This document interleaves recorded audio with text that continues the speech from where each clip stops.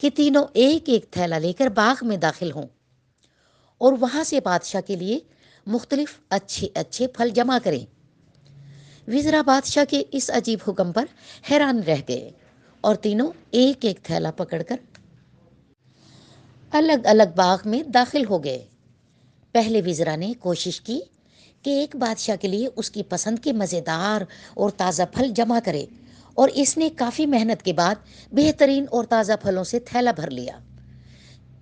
دوسری وزیر نے خیال کیا کہ بادشاہ ایک ایک پھل کا خود تو جائزہ نہیں لے گا کہ کیسا ہے وہ کیسا ہے، اور نہ ہی پھلوں میں فرق دیکھے گا۔